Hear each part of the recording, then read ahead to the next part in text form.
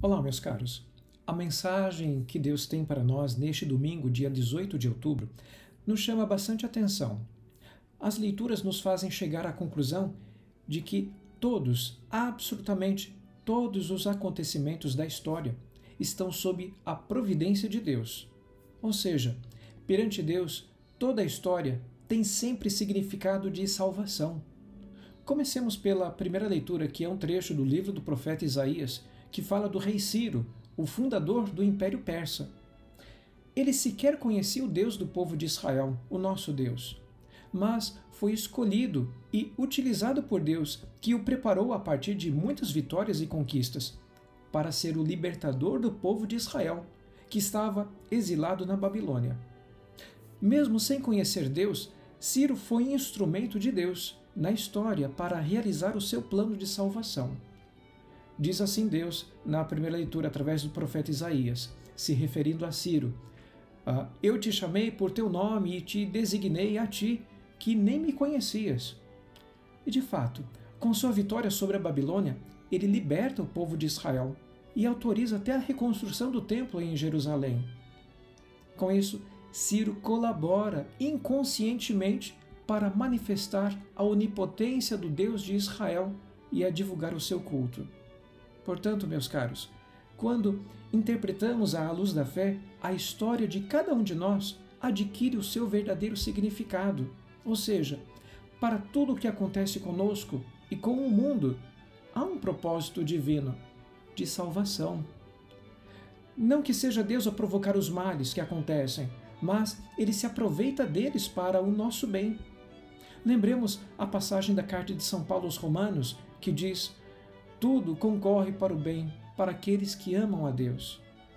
Nesta perspectiva, não nos desesperemos nesta pandemia que o mundo está enfrentando. Tudo está sob o olhar amoroso de Deus, confiemos nisso. No Evangelho de hoje, vemos a famosa frase de Jesus: dai a César o que é de César e a Deus o que é de Deus. Pois bem, no tempo de Jesus era o Império Romano que governava o país e cobrava os impostos. Inclusive, a imagem do imperador César era cunhada nas moedas e ele era considerado até uma divindade para o povo romano.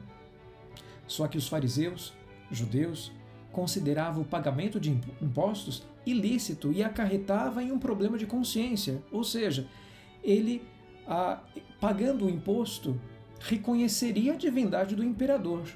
Era uma cilada, sem escapatória. E quiseram colocar Jesus nessa cilada. Foi quando Jesus dá aquela resposta: dai a César o que é de César e a Deus o que é de Deus. Vamos entender essa resposta de Jesus. Primeiramente, toda autoridade política deve ter o seu campo próprio de atuação, que é a ordem e o bem público. O poder do Estado não pode tomar para si algo que é devido somente a Deus, ou seja, nosso culto e nossa homenagem absoluta. O cristão deve manter e defender a sua liberdade de honrar a Deus sobre todas as coisas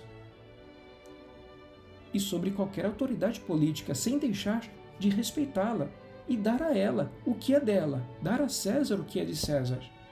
Uma vez que tomamos consciência de que somos de Deus, é preciso dar a Ele o que é dele, ou seja, toda a nossa vida.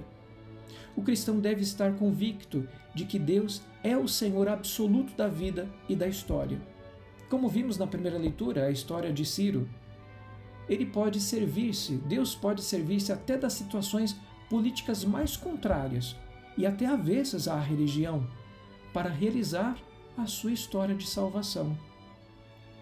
Tudo, meus caros, tudo, absolutamente tudo, está sob o olhar providente de Deus. E tudo concorre também para o bem, para nós.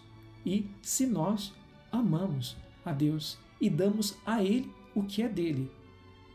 Pela intercessão de São Pancrácio, Deus Todo-Poderoso vos abençoe, o Pai, o Filho e o Espírito Santo. Amém. Fiquem em paz.